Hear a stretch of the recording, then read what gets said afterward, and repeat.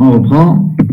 Donc, je vais reprendre ce qu'on a fait au tableau la dernière fois concernant le minimum, le maximum ABS, souvenez-vous. Et on va compléter la solution. La dernière fois, je vous ai donné juste l'idée générale. Et là, on va faire la solution complète. Alors, commençons par le minimum. Il y a, comme je vous ai dit la dernière fois, il n'y a jamais une seule solution. C'est-à-dire que si on vous demande de construire une fonction à l'aide des règles de composition, de récursion, pour montrer qu'elle est primitive récursive, vous pouvez trouver plusieurs solutions différentes. Vous pouvez trouver des solutions en utilisant seulement la composition, vous pouvez trouver des solutions en utilisant seulement la récursion, vous pouvez trouver des solutions en utilisant un mélange entre la récursion et la composition. Parce que généralement, quand on utilise la récursion, on cherche les fonctions g et la fonction h. Et généralement, la fonction g est une composition d'autres fonctions, et même la fonction h est aussi une composition d'autres fonctions. Donc, souvent, quand on utilise la récursion, on utilise aussi la composition.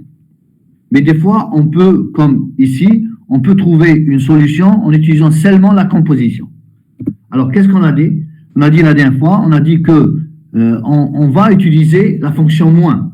Et on a remarqué que minimum de x, y, c'est x moins y, entre parenthèses. On vérifie, si x est inférieur ou égal à y, x moins y est nul. D'accord? Et donc, x moins y, c'est x moins 0 qui donne x. C'est bien le minimum. Dans le cas où x est plus grand que y, ça veut dire que x moins y, c'est x moins y. Je peux le remplacer par x moins y, le moins normal. Et j'aurai x moins y qui est égal à x moins x plus y. X moins x va disparaître. Il reste y et c'est le minimum. Donc, vous voyez que dans chaque cas, on retrouve bien le minimum. Alors, le minimum de xy est donc moins de x, virgule, moins xy. C'est exactement ce qu'on vient de dire là-bas. Sauf que je n'ai pas la forme pour pouvoir utiliser la composition généralisée. Le x qui est en rouge, je vais le remplacer par une fonction, c'est la fonction P12 appliquée à xy. Pourquoi? Parce que lorsque je vais appliquer la règle de récursion, il faudrait que les fonctions G1, G2, G3, etc., toutes ces fonctions doivent être appliquées à xy, comme la fonction f. Puisque x, ce n'est pas une fonction, je vais la remplacer par la fonction P12 appliquée à xy. Et j'aurai exactement une composition de fonctions qui sont moins rond P12, virgule moins appliquée à xy. Où est h? H, c'est la fonction moins. Où est G1, c'est la fonction P12. Et G2, c'est la fonction moins. Voilà comment on a trouvé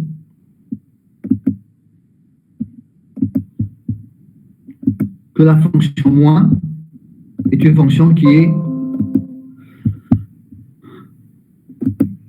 construite par récursion. Alors, je répète rapidement, regardez, on a remarqué que minimum xy, c'est x moins y. Ensuite, on a vérifié que ça donne bien toujours le minimum selon le cas. Si x est plus petit, c'est x, si y est plus petit, c'est y. Donc, minimum de xy, c'est moins appliqué à x, virgule, moins xy. Je vais transformer ça en une composition de fonctions en remplaçant x par la projection P12 appliquée à xy. Et j'aurai la fonction h qui est moins, rond, G1 qui est un P12 et G2 qui est moins. Et j'aurai une composition généralisée. Donc, je dirais que minimum est construite par composition à partir de la fonction de base P12 et de la fonction moins qu'on a déjà démontré. Même chose pour le maximum. On va essayer de trouver une solution directement par composition. Là aussi, en utilisant les fonctions moins et la fonction plus, on remarque que maximum xy, c'est x moins y plus y. On a fait la vérification en cours, souvenez-vous. On a dit que si x était plus petit, x moins y égale à 0, x moins point y égale à 0, et donc l'expression donne y, c'est le maximum. Dans le cas où x est plus grand que y, x moins point y, c'est x moins y, et ça donne x moins y plus y. J'enlève les parenthèses et j'obtiens x qui est bien le maximum.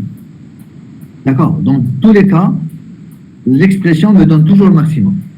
Donc, ça veut dire que max xy, c'est le plus appliqué à moins xy, virgule y. D'accord? Maintenant, comment faire pour obtenir une composition de fonctions? Je remarque que le y, je vais le remplacer par P de 2 de xy, pour que ce soit une fonction aussi. Je remplace y par P de 2 appliqué à xy, et j'obtiens, en appliquant la composition généralisée, j'obtiens plus rang moins virgule P de 2, le tout appliqué à xy. La fonction h, c'est la fonction plus, la fonction g1, c'est la fonction moins, la fonction g2, c'est la fonction P de 2. Et maintenant, je dirais que max est bien construite par composition à partir de la fonction de base P de 2 et des fonctions moins et plus qui sont déjà démontrées. Voilà. Passons à la fonction ABS.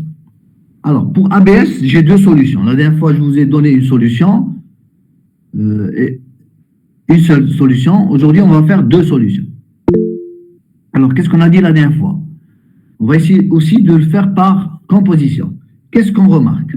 On remarque que valeur absolue de x moins y, c'est soit x moins y dans le cas où x est supérieur ou égal à y, ou bien y moins x dans le cas où c'est y supérieur à x. Donc, dans tous les cas, c'est toujours le plus grand moins le plus petit. Dans tous les cas, c'est toujours le plus grand moins le plus petit. Et c'est pour ça que j'ai profité de cette remarque pour dire que ABS, c'est le max de xy moins le min de xy. Parce que j'ai remarqué que c'est ou bien x moins y lorsque x est plus grand que y, ou bien y moins x lorsque y est plus grand que x. Donc, c'est le max moins le min.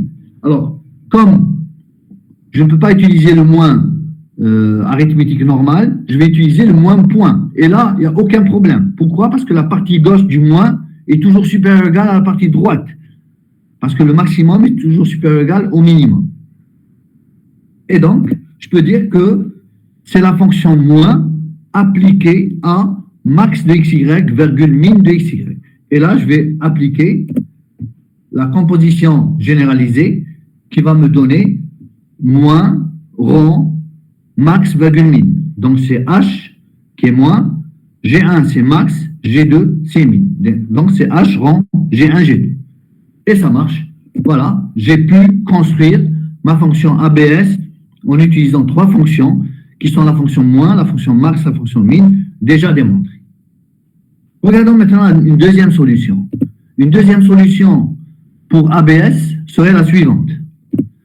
Qu'est-ce qu'on va remarquer? On va remarquer que ABS XY, c'est x moins y plus y moins x. Pourquoi? Parce que dans tous les cas, il y a un qui va s'annuler. Ou bien x est plus grand que y, et dans ce cas, y moins x donne 0, et le résultat c'est x moins y, ou bien c'est y qui est plus grand que x, et dans ce cas, x moins y donne 0, et le résultat c'est y moins x. Ça veut dire que on a toujours, regardez, si x est plus grand que y, c'est y moins x qui est nul, et ça donne x moins y. Par contre, si x est inférieur à y, c'est x moins y qui est nul, et ça donne y moins x. Donc, ça marche dans tous les cas. Donc, je peux dire que ABS, c'est moins xy plus moins yx. Et ça marche. Donc, c'est le plus appliqué à... Ah, là, il y a une petite erreur. Plus appliqué à... Ici, c'est virgule.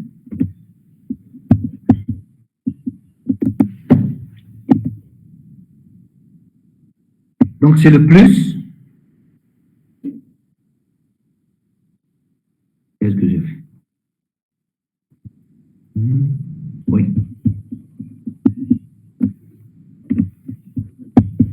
Je recommence, voilà. Le plus appliqué à moins xy et moins yx. Alors, pourquoi j'ai mis le y et le x à droite en couleur? Parce qu'ils ne sont pas dans le bon ordre. Regardez, les fonctions GI, si je dois utiliser la composition généralisée, il faudrait que la fonction G1, G2, G3 jusqu'à Gm s'appliquent à XY. Si F s'applique à XY, G1 doit s'appliquer à XY, G2 s'applique à XY, etc. Ici, j'ai l'impression d'avoir une composition généralisée, mais la deuxième fonction G2, elle a des arguments qui ne sont pas dans l'ordre. La fonction H, c'est bien plus.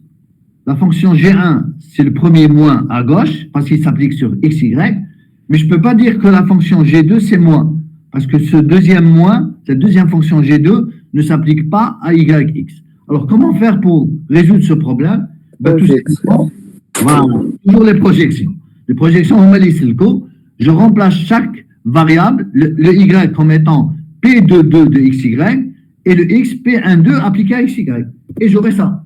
J'aurai plus, oh là là, le plus, il n'est pas à sa place.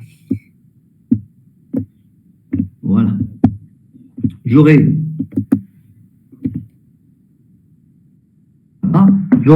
plus appliqué à moins XY, le premier c'est bon, mais le deuxième, c'est moins appliqué à P22 de XY, virgule P12 de XY.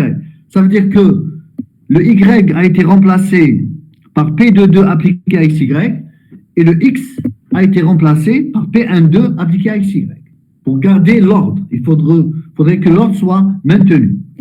Et donc, je pourrais dire que maintenant, j'ai plus appliqué à moins XY, virgule. Le deuxième, c'est une composition, c'est moins rond P22, virgule P12, le tout appliqué à XY. Et je pourrais dire que j'ai obtenu une composition généralisée. Alors, remarquez, H, c'est plus, G1, c'est moins, et G2, c'est elle-même une composition. C'est moins rond P22, virgule P12. Donc, le petit h, c'est moins, le petit G1, c'est P22, le petit G2, c'est P12. Conclusion, je peux dire que maintenant, la fonction ABS est bien construite par composition à partir des fonctions plus, moins, et la fonction composée moins rond P22, virgule P12. D'accord? Donc, vous voyez que il n'y a jamais de solution. On peut trouver plusieurs solutions. Passons maintenant à une autre série de fonctions, c'est les fonctions R2, qui est le reste de la division par 2, la fonction Q2, qui est le quotient de la division de x par 2, et enfin la fonction 2 à la puissance x, qu'on appelle exposant 2. Commençons par R2. R2, c'est le reste de la division de x par 2, on est d'accord. Je vais la faire par récursion. On revient à la règle de récursion. Je vous ai dit que quand on fait la règle de récursion, il faut toujours faire le petit schéma à droite. Vous mettez la fonction que vous cherchez à construire. L'arité de cette fonction, c'est 1. Et on cherche deux fonctions, g et h, telles que g est d'arité n-1, si n est l'arité de f. Donc, 1 moins 1, ça donne 0, 0. Donc, l'arité de g, c'est 0, donc c'est une constante. Et h d'arité 2, c'est n plus 1, appliqué à R2 de y. C'est très important de retrouver exactement les mêmes arguments de h dans le bon ordre. Mon Dieu, mon Dieu, mon Dieu.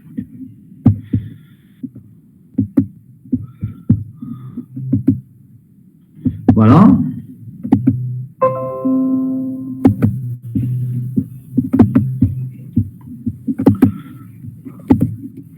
Alors, commençons la récursion. La récursion, on commence toujours par R2 appliqué à 0, ensuite R2 appliqué à Y plus 1, lorsque la fonction R2 est d'arité 1, comme c'est le cas ici.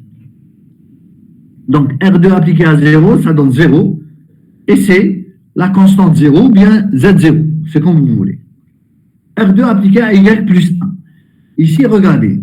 Ici, on va se poser la question, est-ce qu'il y a une relation entre R2 appliqué à Y plus 1 avec R2 appliqué à Y?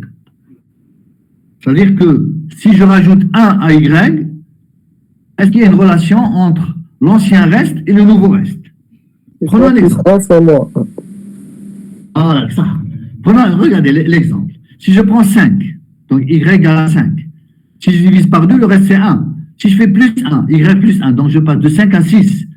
Le reste, c'est 0. Madbir plus 1. Je passe à 7. Le reste, c'est 1. Plus 1. Je passe à 8. Le reste, c'est 0. Donc, qu'est-ce que je remarque?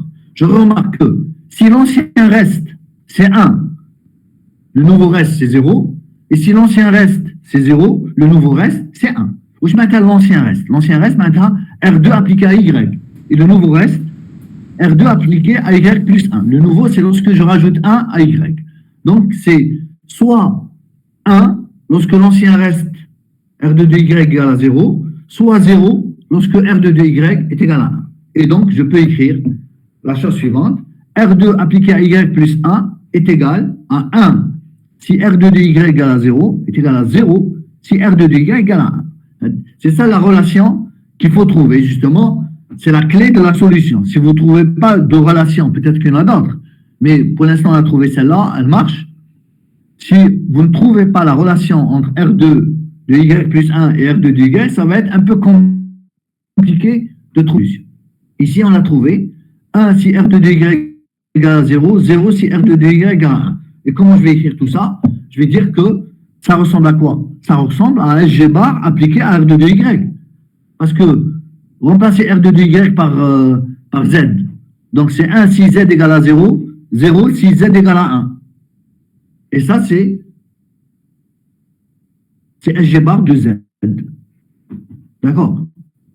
Donc, SG bar de R2 de Y, que je peux écrire sous la forme SG bar appliqué à P22 de R2 de Y. Pourquoi? Parce que, souvenez-vous, le schéma, il est en haut à droite, il faudrait que H soit appliqué à R2 de Y.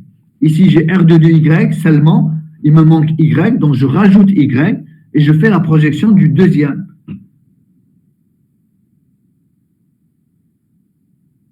Alors, est-ce que vous voyez? S'il vous plaît, vous suivez? Oui. Ah, parce qu'il y a une petite erreur, personne n'a remarqué. Le monsieur, P2A. P2A, là. P2A, exactement. SG bar هذيك ياك SG bar, oui monsieur. SG bar. SG. Voilà, c'est P12 et non pas P22. Je recommence, voilà. Donc, c'est bien SG bar appliqué à R2 de Y. Comme R2 de Y, c'est le premier parmi deux, c'est P12 de R2 de Y. Et ça donne exactement le résultat. Alors là, je vais changer, je mets P1. Et voilà, ça marche. Donc, voilà. SG bar rend P12, le tout appliqué à R2 de Y. Est-ce que j'ai trouvé H? Oui, j'ai trouvé H. Donc, en conclusion, on va dire que G, c'est Z0, c'est une fonction de base, et H, c'est SG bar. C'est SG bar. Voilà. SG bar. Et S, c'est SG bar. Bon, P12. Elle est primitive récursive car c'est une composition de deux fonctions primitives récursives. En conclusion, R2 est bien construite par récursion à partir de deux fonctions primitives récursives, à savoir G, c'est Z0 qui est primitive récursive, et H, qui est la composition de SG bar rond P12, qui est primitive récursive aussi. Voilà. Passons maintenant à la deuxième fonction, Q2. Q2, c'est le quotient de la division de X par 2. On est d'accord? Alors, on va essayer de faire ça par récursion. Comme tout à l'heure, on cherche deux fonctions, G et H, telles que G est d'arité 0, donc c'est une constante, et H est d'arité 2, appliquée à Q2 de Y. On est d'accord? On commence. Q2 de 0. Q2 de 0, c'est 0. Parce que 0 divisé par 2, le quotient, c'est 0. La constante 0 ou bien Z0. Ça marche. Q2 de Y plus 1. Là aussi, on va essayer de faire le même travail que tout à l'heure. On va essayer de voir est-ce qu'il est possible de trouver une relation entre Q2 de Y plus 1 avec Q2 de Y. C'est pas le successeur. Ah, comment? C'est pas le successeur.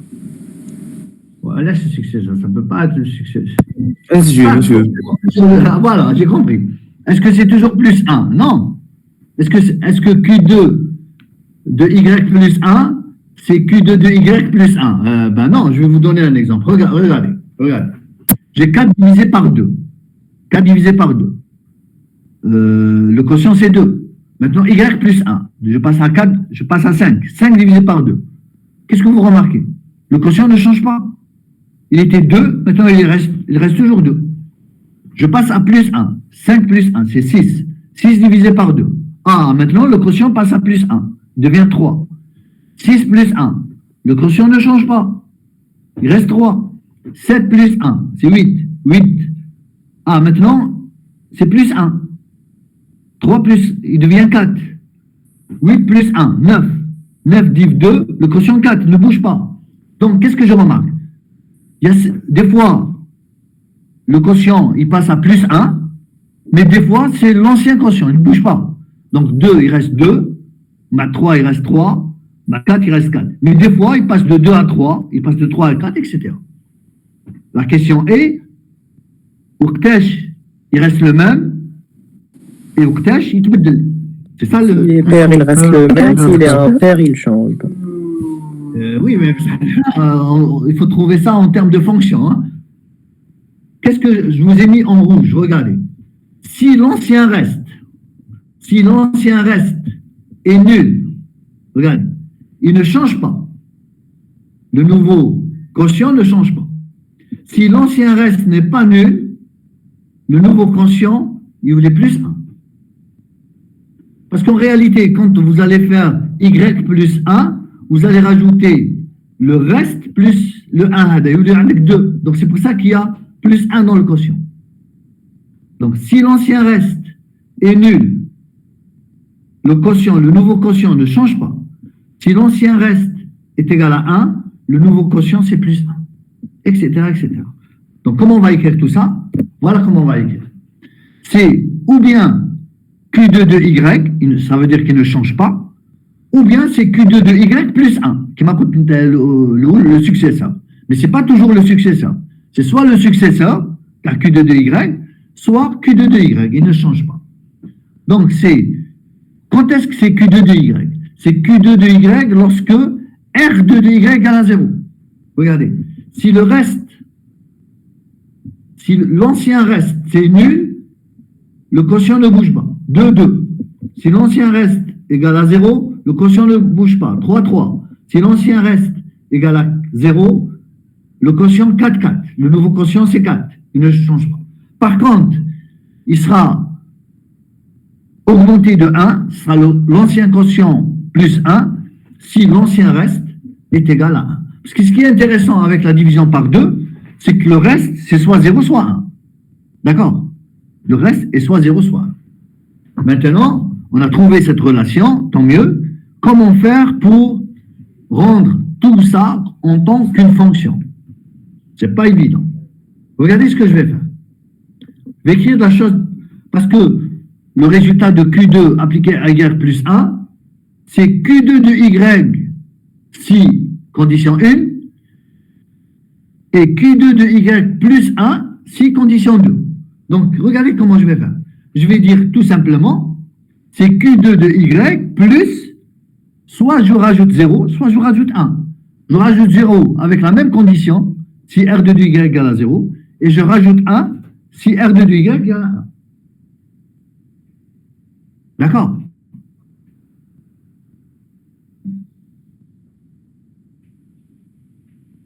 Donc, qu'est-ce que vous voyez ici? Donc c'est plus de SG de... Voilà, je suis d'accord. C'est le plus entre le SG de R2 de Y et Q2 de Y. Voilà, c'est exactement ça. C'est Q2 de Y plus SG de R2 de Y, que je peux écrire sous la forme Q2 de Y plus SG rond R2 de Y, que je peux écrire sous la forme d'une fonction, plus appliqué à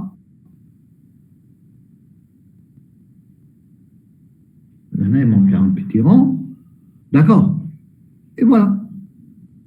Je suis en train de regarder. Oui, ça marche. Il faut juste peut-être mettre un petit rang ici. Copier.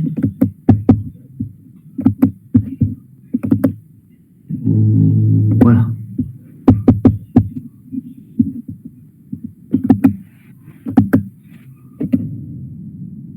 Voilà. Donc, regardez, on a dit ça. Donc, c'est Q de 2Y plus SG de R de 2Y que je peux écrire sous la forme Q de 2Y plus SG rond R de 2Y. Maintenant, ce sera plus petit rang appliqué à P12. Pourquoi P12? Parce que Q de 2Y, c'est quoi Q de 2Y? C'est le premier argument de H. Donc, c'est Q de 2Y, virgule Y, c'est P12. Ce sera P12, parce que j'ai sauté une étape ici. Le deuxième, virgule, c'est SG rang R2, SG rang R2. Et comme ici j'ai Y, le Y, je l'obtiens comment? C'est P de 2. Donc, il y a les arguments.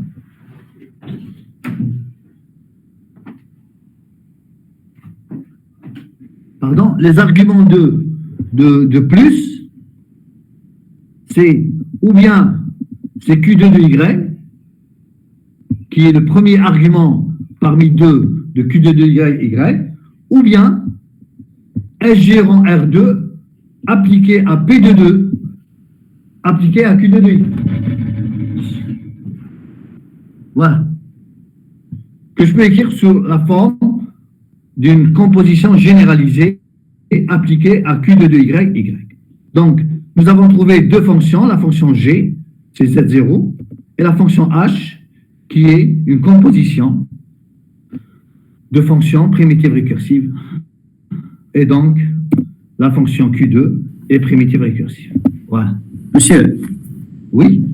monsieur, تقدر تعاود لي تاع Q de Y plus 1 ما فهمتهاش. نعاود bien sûr نعاود. Merci monsieur.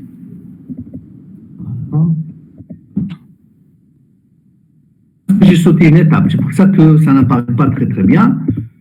On a dit voilà, on a dit que on a trouvé la relation, c'est Q de 2Y si R de 2Y égale à 0, et c'est Q de 2Y plus 1 si R de 2Y égale à 1. Que je peux écrire sous la forme Q2 de Y plus soit 0 soit 1. Parce que là, il faudrait le voir comme étant, regardez, ici, il faudrait le voir comme étant plus 0. Plus 0. Oui monsieur, monsieur هنا كي كتبت انت Q de Y si Y R le reste égal à 0. Par exemple Q2 égal à 2. تسمى كي يكون الريست 0 نكتب 2 كي يكون 1 نزيد له 1 تولي 3 هكا. Bien sûr. Regardez, je reprends l'exemple. Je reprends l'exemple en vert. On a si l'ancien reste, regardez, si le reste de R2 de Y est égal à 0, le nouveau quotient, il reste le même, c'est Q2 de Y. Par contre, si l'ancien reste, c'est 1, le nouveau reste, c'est Q2 de Y plus 1. Parce que je cherche quoi? Je cherche Q2 de Y plus 1. Est-ce que Q2 de Y plus 1, c'est toujours Q2 de Y Q2 de Y plus 1, ou bien c'est Q2 de Y? Est-ce que c'est le successeur de Q2 de Y, ou bien c'est Q2 de Y? J'ai remarqué que si l'ancien reste, c'est-à-dire R2 de Y, est nul, le nouveau quotient, c'est le même, c'est Q2 de Y, et si l'ancien reste égal à 1, le nouveau quotient, c'est le successeur de l'ancien quotient. À l'idée. Une fois qu'on a trouvé ça, maintenant on va essayer de remplacer ça par une fonction. J'ai mis Q2 de Y en facteur, parce que c'est soit Q2 de Y plus 0, soit Q2 de Y plus 1. Donc Q2 de Y en facteur. C'est Q2 de Y plus soit 0, soit 1. Plus 0 si R2 de Y égale à 0, je n'ai pas changé la ligne. Et si c'est 1, je rajoute 1 si R2 de Y égale à 1. Maintenant, comment je peux écrire tout ça? Je remarque que 0 si R2 de Y égale à 0, 1 si R2 de Y égale à 1, je peux le remplacer par la fonction SG. Et c'est Q2 de Y plus SG appliqué à R2 de Y. Maintenant qu'on a ça, SG R2 de Y, je peux l'écrire comme étant SG rang R2. Donc j'ai le plus entre Q2 de Y et SG rang R2 de Y. Le Q2 de Y, je le remplace par P1, 2. Et le Y ici en bleu, je le remplace par P2, 2. Et j'aurai une composition généralisée, comme on a l'habitude de faire. D'accord? Donc, Hada, Q2 de Y, c'est P1, 2. Et Y, c'est P2, 2. Et les tout appliqués à Q2 de Y, Y. Donc, j'ai trouvé la fonction G, j'ai trouvé la fonction H, et donc, la fonction Q2 est une fonction construite par récursion à partir de fonctions primitives récursives qui sont G et H. Donc, ça marche. D'accord?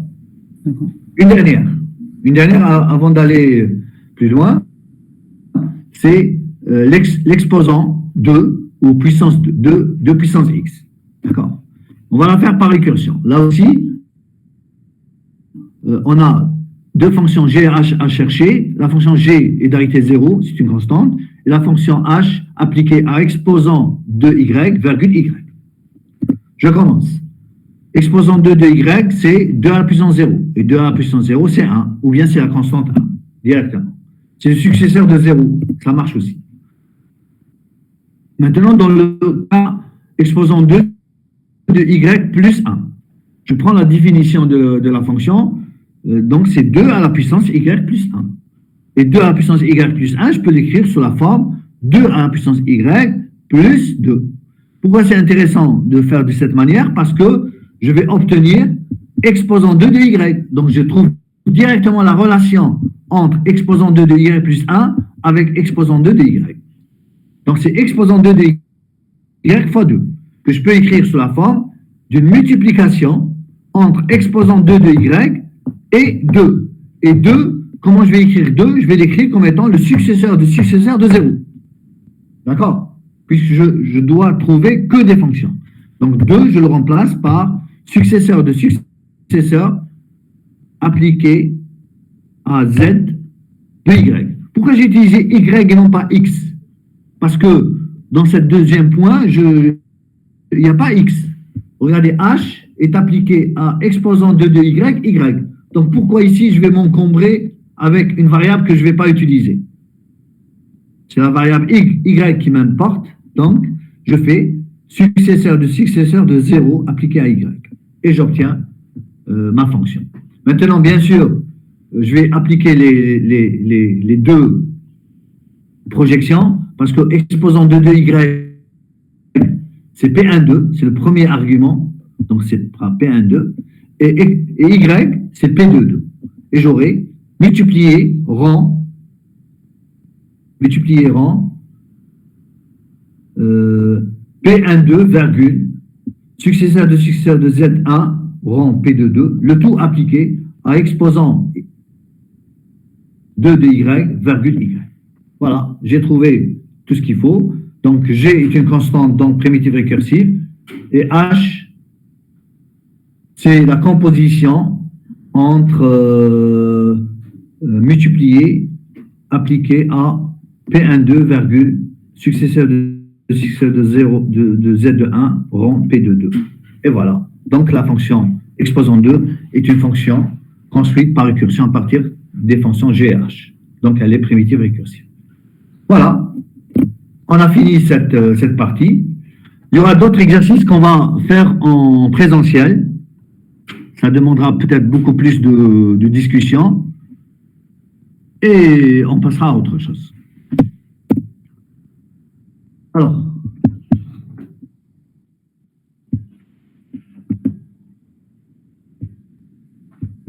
Qu'est-ce que je voulais faire? Je passe au deuxième fichier. Voilà. Je passe au deuxième fichier. Alors, le deuxième fichier, ça concerne quelque chose de nouveau. Mais on parle toujours de fonctions primitives récursives, mais il ne faut pas avoir peur. Donc, dans ce prochain cours, on parle de prédicat primitif récursif et prédicat récursif. On parlera de relation et d'ensemble, tout simplement. D'abord, on va définir ce que c'est qu'un prédicat. Donc, un prédicat,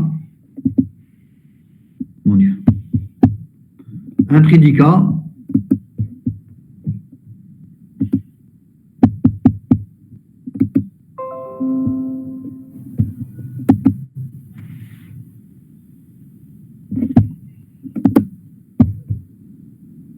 ok.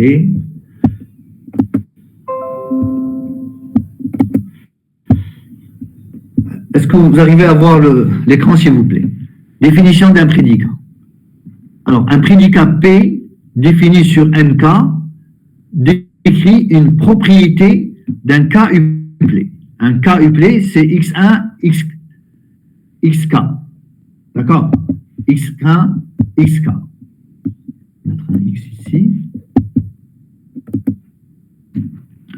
Il peut être soit une relation RP de NK dans vrai-faux, parce qu'une relation est toujours soit vraie, soit fausse, ou bien un sous-ensemble de EP, de NK, appelé EP.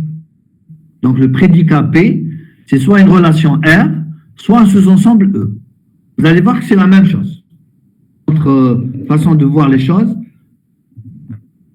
que ce soit une relation ou bien un sous-ensemble, ça va être la même chose. Je prends un exemple très simple. Le prédicat pair sur N c'est les entiers naturels. Comment il va être, à quoi il va correspondre? À quelle relation il va correspondre? À quel sous-ensemble il va correspondre?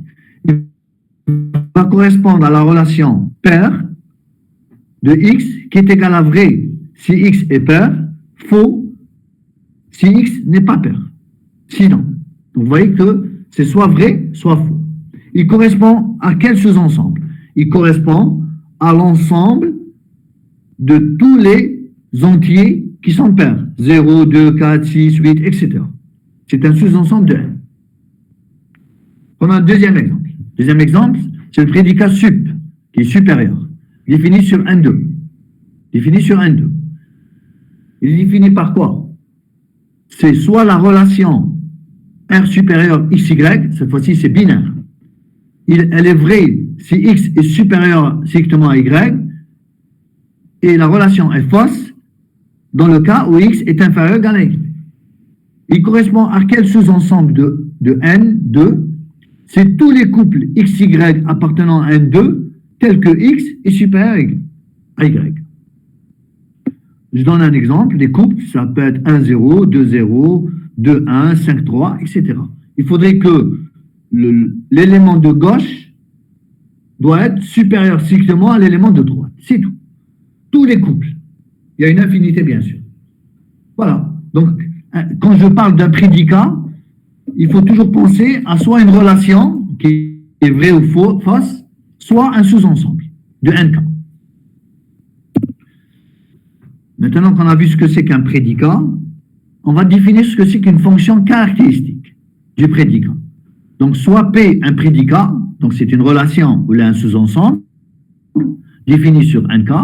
La fonction caractéristique de P, qui est notée car P, est définie comme suit. Pour tout X appartenant à NK, car P de X, elle est égale à 1 si P de X, c'est-à-dire la relation R de X est égale à vrai, ou X appartenant à l'ensemble E, à EP. Voilà.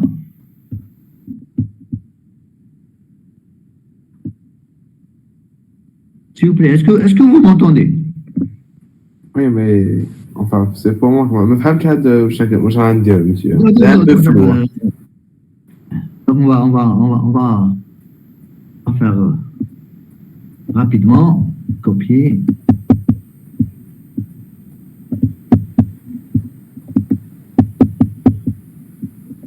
Voilà. Donc qu'est-ce que j'ai défini d'abord? J'ai défini ce que c'est que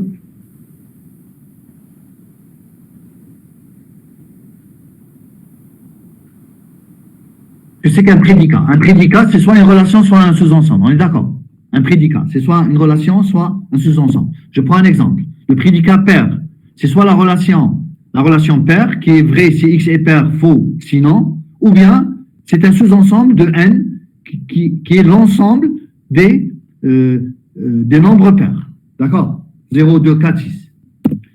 Deuxième exemple, le prédicat supérieur. Le prédicat supérieur, c'est soit la relation supérieure, soit le sous-ensemble formé des couples X, Y, tels que X est supérieur à Y.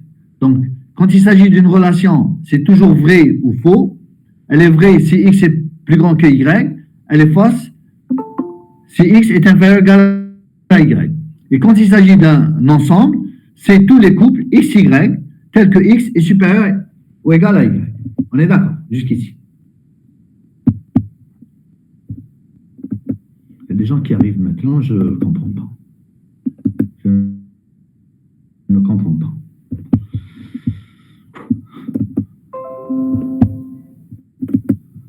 Ok?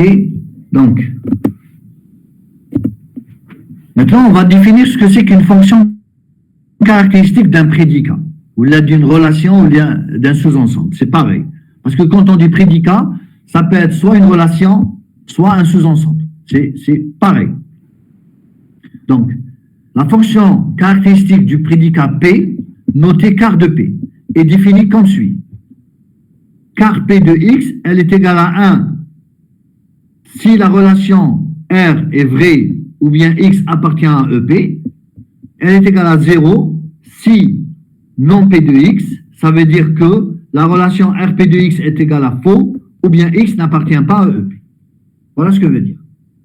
C'est la définition d'une fonction caractéristique. À quoi correspond ce symbole? La petite barre a dit, c'est le nom, c'est le symbole de négation qu'on utilise dans les prédicats. Donc, est égal à 1 si P de X, c'est-à-dire R de X égale vrai ou bien X appartient à E de P, elle est égale à 0, la fonction caractéristique, si non P de X, ça veut dire que RP de X égale à faux ou bien X n'appartient pas à E de P. Jusqu'à maintenant, il n'y a rien à dire. D'accord? Ici, on a dit que c'est soit la relation RP, voilà, soit l'ensemble EP.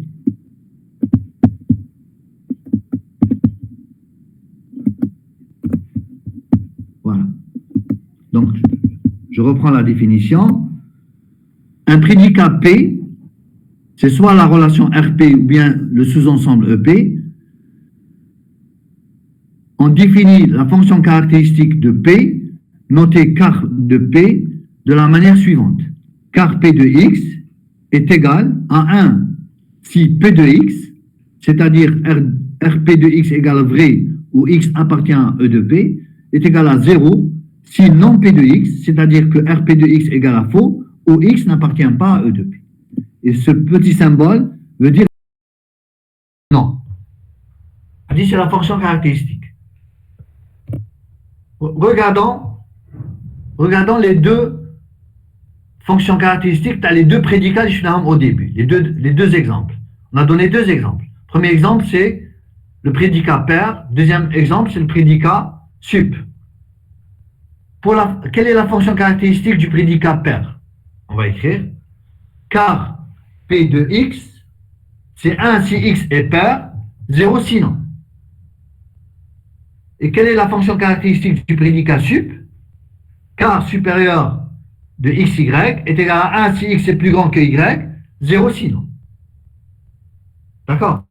C'est ça la fonction caractéristique. Mais si tu as la fonction caractéristique de 1 c'est la relation صحيحة ou 0 c'est la relation غلط. هذا ما كان. C'est tout. Ça ne peut pas être autrement. Voilà. J'ai arrangé un peu. Donc, vous voyez bien que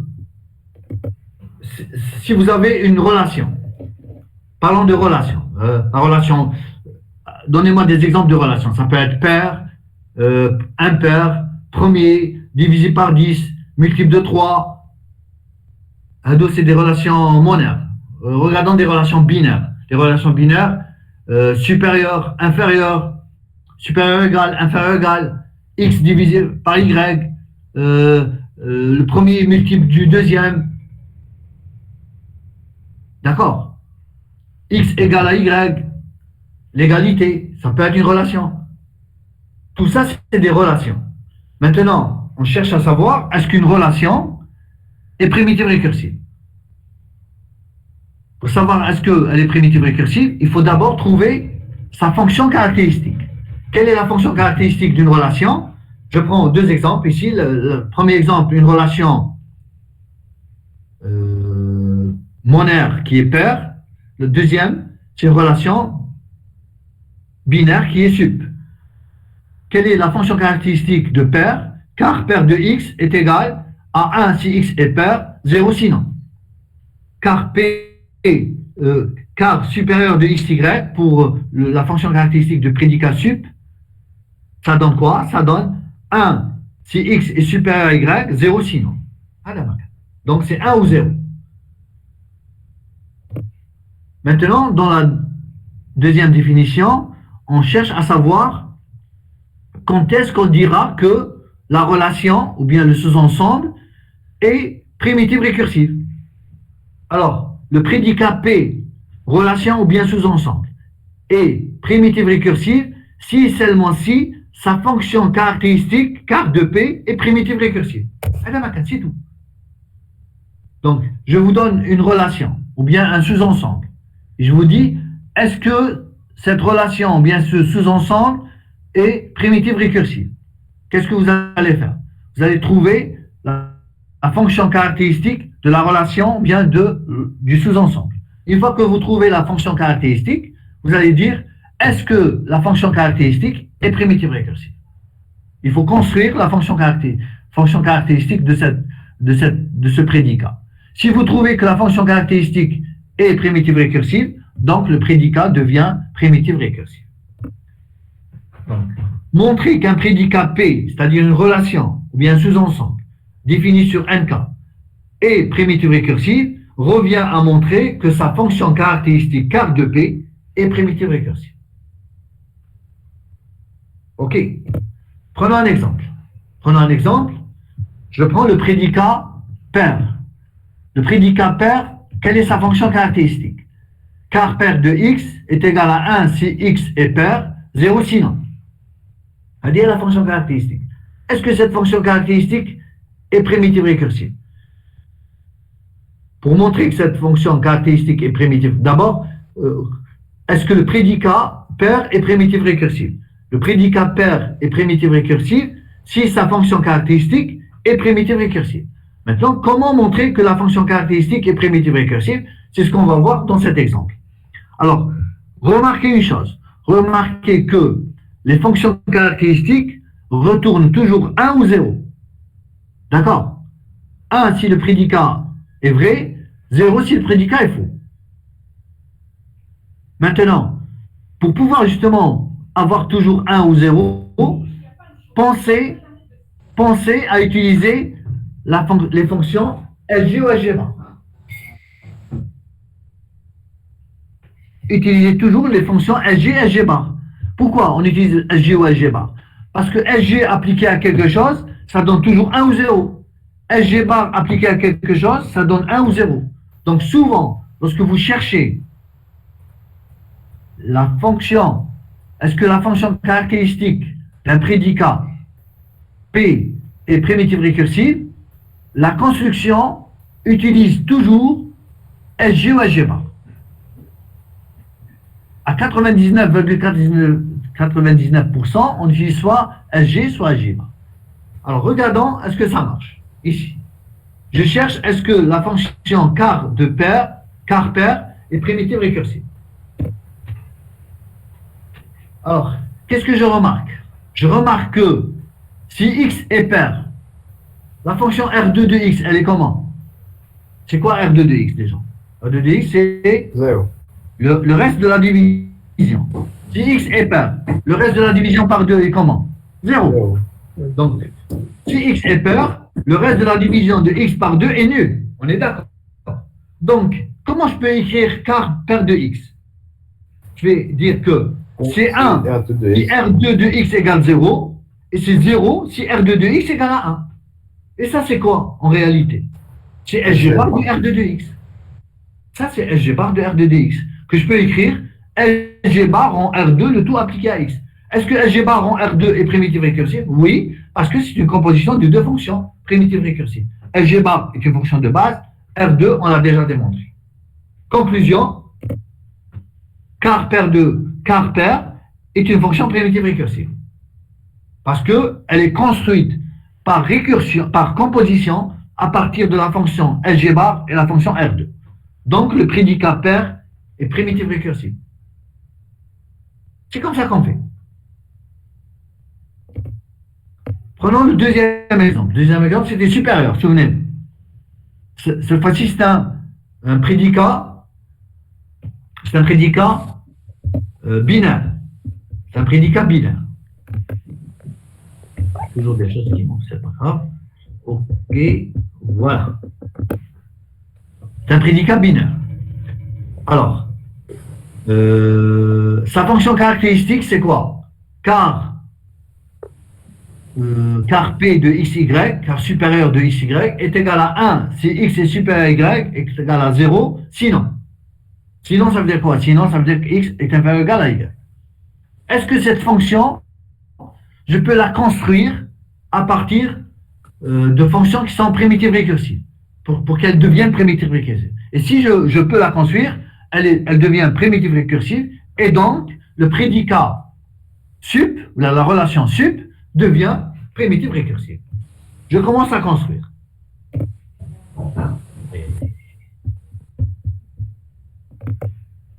Virgule y. Ah, c'est bon. Virgule y, allez, alors, je commence. Car sup de xy égale à quoi? Elle est égale à 1 si x est supérieur à y, c'est 0 si x est inférieur ou égal à y. On l'a dit. D'accord? C'est sa définition.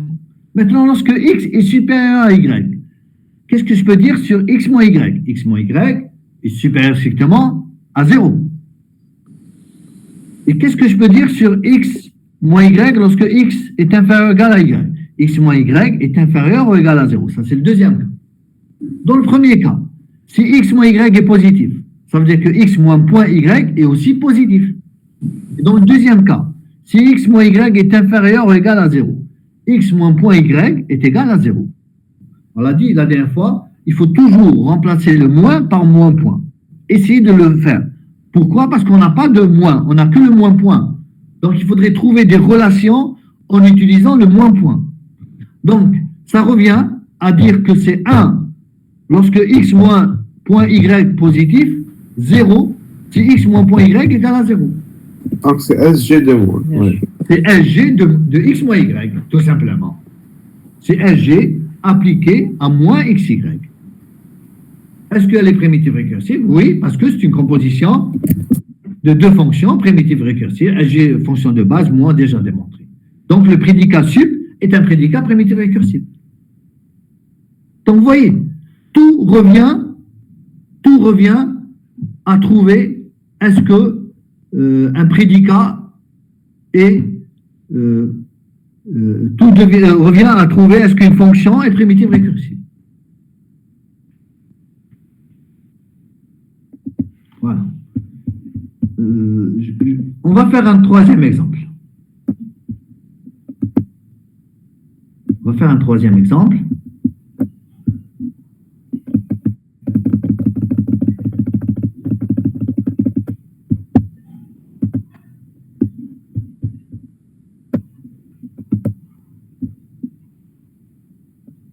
Exemple de prédicat.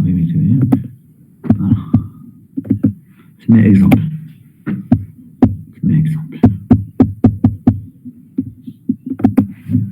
Voilà. Un autre exemple. J'ai un autre prédicat. Un prédicat binaire au mot égal. Prédicat égal. D'accord. Prédicat binaire, XY. il est égal à 1 si x est égal à y, égal à 0 si x est différent de y. C'est la fonction caractéristique du prédicat égal. On est d'accord? C'est la fonction caractéristique terme.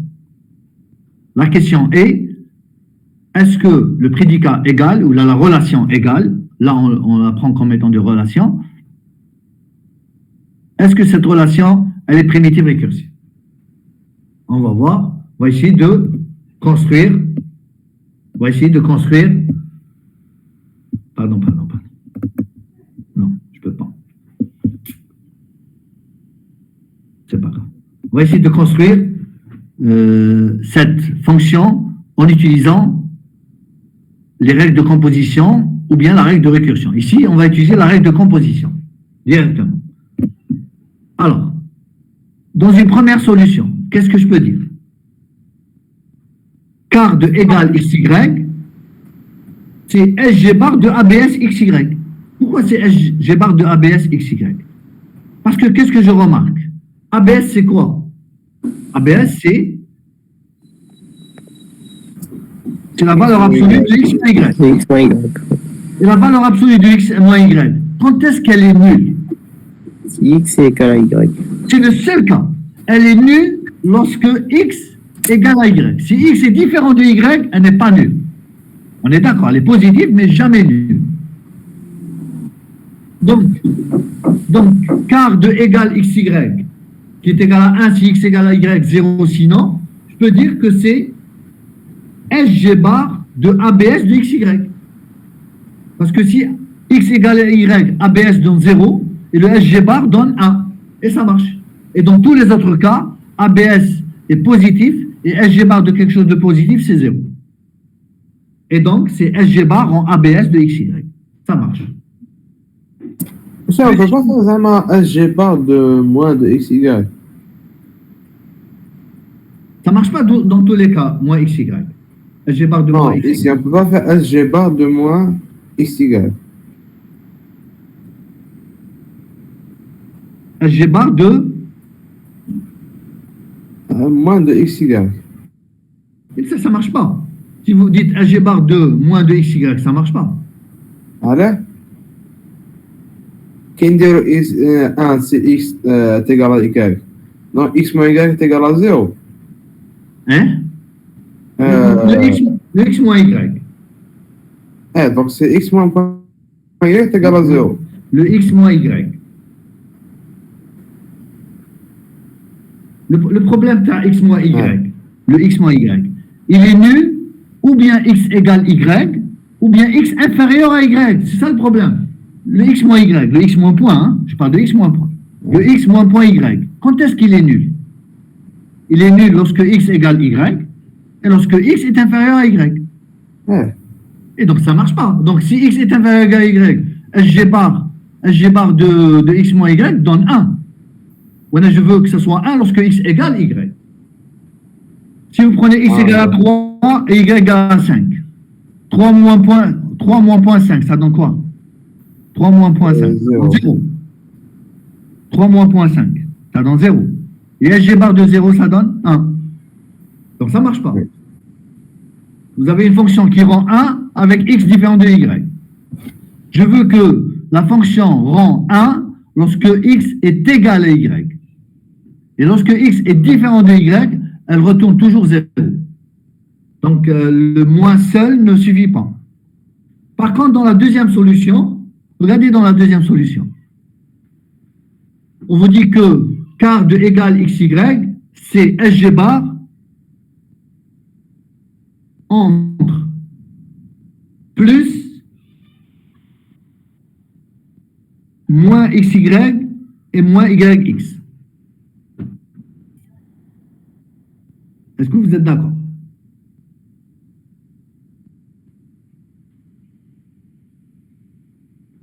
Parce que regardez, il y a 3 cas. Est-ce que vous êtes d'accord qu'il y a 3 cas? Premier cas, x égale y. Deuxième cas, x inférieur strictement à y. Troisième cas, x supérieur strictement à y. Il y a 3 cas. Alors, tant que vous ne dites pas oui, je ne peux pas avancer. Est-ce qu'il y a 3 cas? Est-ce que vous voyez qu'il y a 3 cas? Oui. Il y a 3 cas. Le cas x égale à y, x supérieur à y et x inférieur à y. Est-ce que vous êtes d'accord? Oui. D'accord. Dans le premier cas, x égale à y, il faudrait que la fonction caractéristique rende 1. Dans les deux autres cas, x inférieur à y ou bien x supérieur à y, il faudrait que la fonction caractéristique retourne 0. Parce qu'elle est égale à 1 seulement dans le cas où x égale à y. Prenons la deuxième solution. Dans la deuxième solution, on va prendre cas par cas. Prenons le premier cas. Le cas où x est égal à y. D'accord? Si x est égal à y, moins xy vaut combien? Elle vaut 0. Moins yx vaut combien? Elle vaut 0. 0 plus 0, ça donne 0. Et SG bar de 0, ça donne 1. D'accord, très bien. Maintenant, regardons les deux autres cas qui restent. Les deux autres cas, c'est x supérieur strictement à y ou bien x inférieur strictement à y. Prenons le cas où x est supérieur strictement à y. Si x est supérieur strictement à y moins yx est nul. Le deuxième moins de droite. Oui. Le deuxième moins de droite est nul. Il y aura le moins de gauche. Le moins de gauche, x moins xy est positif, strictement positif. 0 plus quelque chose de strictement positif, c'est strictement positif. Et le SG bar de quelque chose de strictement positif, c'est 0. Donc ça marche. Maintenant, prenons le cas où x est strictement inférieur à y. Si x est strictement inférieur à y, le moins de gauche, il est nul. Parce que moins xy, ça donne 0. X est plus petit que y. Par contre, le moins x, il est strictement positif, puisque x est strictement inférieur à y. Et plus entre 0 et quelque chose de strictement positif est strictement positif. Et le SG bar de quelque chose qui est strictement positif, ça donne le SG bar de quelque chose de 0. Et donc, dans tous les cas, si x égale à y, cette fonction me donne 1, et si x est différent de y, cette fonction me donne 0. Donc voilà, je peux remplacer directement la fonction car égale xy, soit en utilisant la première solution par SG bar en ABS, soit en utilisant la deuxième solution. C'est une composition que je n'ai pas finie ici, bien sûr. C'est le SG bar avec le plus, le moins et le moins. Voilà. Juste pour vous dire qu'il y a plusieurs façons de faire. On peut trouver plusieurs solutions. Alors, qu'est-ce que on va faire? On va terminer par une proposition, un exemple et je m'arrête. Hein. Alors, la proposition qui va... On a quoi maintenant? Je m'arrête maintenant. Ok, désolé. Donc, ce sera pour la prochaine fois. Monsieur, Oui. monsieur, est-ce que تقدر تعاود هذا في البريزونسيال باش باسكو un peu ما فهمناش ما فهمتش مليح انا Je vais faire un résumé rapidement, il n'y a pas de problème. Je vais faire un résumé rapidement.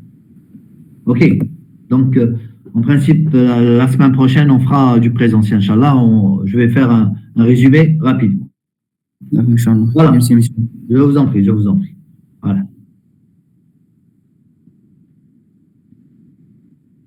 Là. Non. C'est pas la semaine prochaine. L'autre semaine. L'autre semaine, c'est pas la semaine prochaine. Là, c'est mes informations. C'est la semaine. Mon Dieu. Donc, machine le 16, le 23. Le 23 qui a un rattrapage. Est-ce que vous êtes d'accord? C'est le 23, c'est pas le 16, hein? La semaine prochaine, 16, ce sera en présentiel. Oui, c'est ça, monsieur. C'est ça, vous êtes d'accord avec moi? Oui. Et le 23, c'est le 23 où il y a une